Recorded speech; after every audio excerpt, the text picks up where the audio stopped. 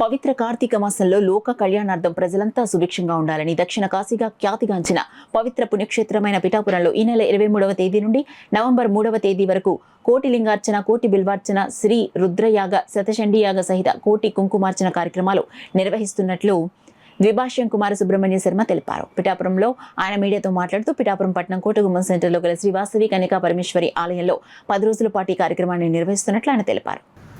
11 రుద్రాలతోటి పాలు, పెరుగు, నెయ్యి, తేనె, పంచదార, పండ్ల రసాలు, విభూతి, గంధం, సెంటు, లవండర్ ఇలాగా 11 రకాల ద్రవ్యాలతోటి అభిషేకం చేయడం జరుగుతుంది. ఒకరు కాదు, 11 మంది రుద్ర సంఖ్యతోటి. అంటే ఒకరోజు కార్యక్రమంలో 11 × 11 121 అభిషేకాలు జరుగుతాయి.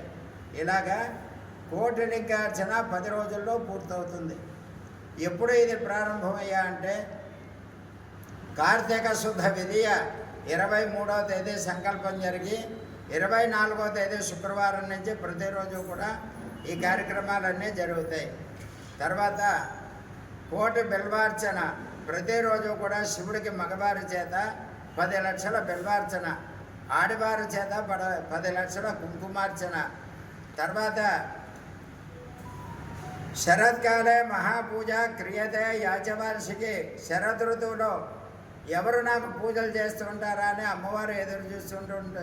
అటువంటి శరదృతువులో కార్తీక మాసంలో అమ్మవారిని ఉద్దేశించి దేవీ భాగవతంలో చెప్పబడినటువంటి 700 శ్లోకాలు, ప్రతిరోజు 10 పారాయణలు, ఒక పారాయణ హోమం 13 రకాలతోటి ఫలాలతోటి పారాయణ హోమం జరుగుతుంది.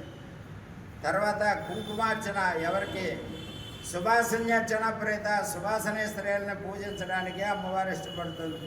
అటువంటి సువాసనకి పూజ, కుమారి పూజ, ప్రతిరోజు కూడా లక్ష్మీ గణపతి హోమము, లక్ష్మీ హోమము, ఇటువంటి కార్యక్రమాలన్నీ కూడా జరిగి 3వ తేదీతోటి అంటే పౌర్ణమి రేపనగా 2వ సోమవారంతో కార్యక్రమాలన్నీ కూడా పూర్ణాహుతితోటి సమాప్తి అవుతాయి. మరి ఈ కార్యక్రమాలు ప్రతి ఒక్కరూ భాగస్వామ్యం కావాలని 1501 రూపాయి దానికి టికెట్ పెట్టడం జరిగింది. అలాగే 11,111 రూపాయలు కట్టినట్లయితే ఆ రోజు జరిగే కార్యక్రమాలన్నీ కూడా కళ్యాణంతో సహా ప్రతి కార్యక్రమం కూడా మీ చేతులతో మీరు చేసుకోవచ్చు. అలాగే ప్రారంభం సంకల్పం నుంచి ఆఖరి దాకా కూడా ప్రతిరోజు మీరు గోత్రనామాలతో కార్యక్రమాలన్నీ కూడా జరుగుతాయి. మహత్తరమైనటువంటి కార్యక్రమం, ఎంత బలమైందో అంత బలమైనటువంటి క్షేత్రం పిఠాపురం క్షేత్రం ఇక్కడ చేయడం జరుగుతుంది. అందరూ కూడా పాల్గొని ఈ కార్యక్రమాన్ని జయప్రదం చేయవలసిందిగా కోరుతున్నా.